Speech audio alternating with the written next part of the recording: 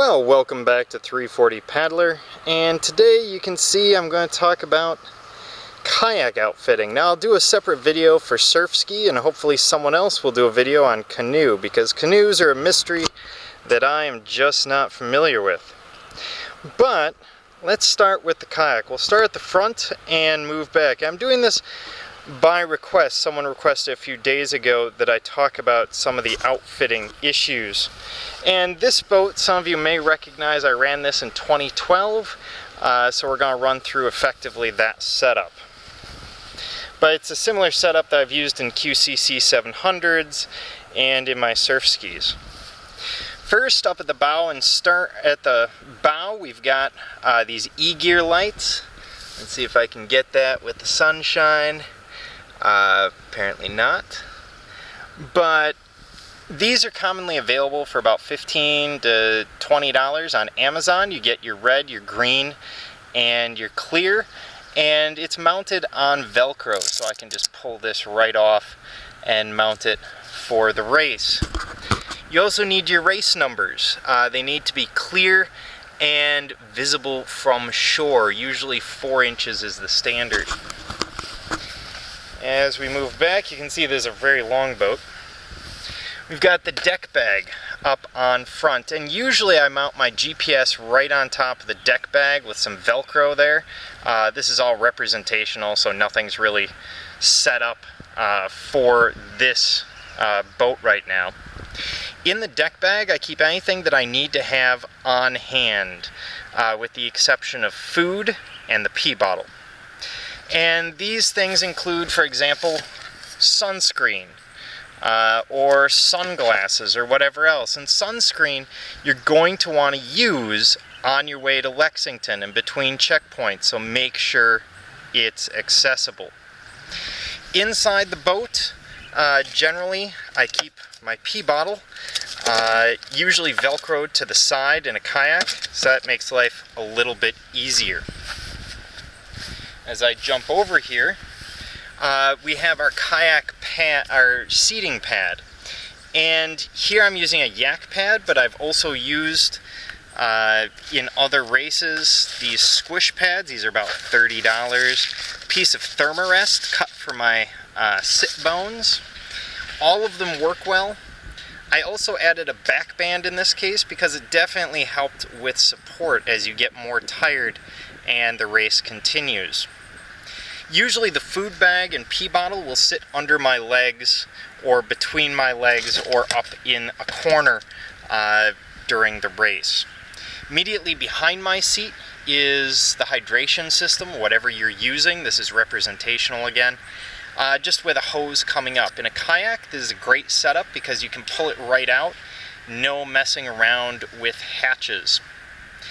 On the side here, in 2012, I ran the race in this boat. There's a 17-inch wide boat, so I needed outriggers. And you see this is attached with industrial Velcro onto the side of the boat.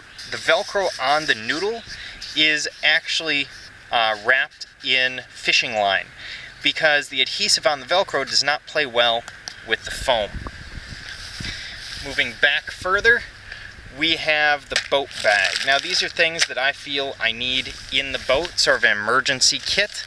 I've got everything from first aid to quick ties. Don't underestimate the usefulness of quick ties, toilet paper, fire starter, some rope, space blanket, a lot of the things that you would want on the river if you're stuck on a sandbar somewhere. And on the back of the deck or inside, usually you're going to want to keep a spare paddle, which is represented here by my RPC paddle. The reason you put it on the back and not on the bow is you're going to get less wave action back here, so it's less likely that something's going to go away on you. Some people will also keep bottles of Gatorade underneath the cords in the back, or underneath the bungees. That is an effective solution, but occasionally you might lose one. Just an odd movement or one isn't secured properly, so be aware of that.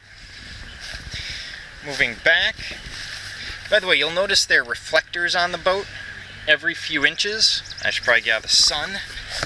You'll notice there are reflectors on the boat every few inches, and those are there so that barges or other things can see me at night. And then on the rudder, I have a piece of Velcro here, and that's there so that I can attach my stern light.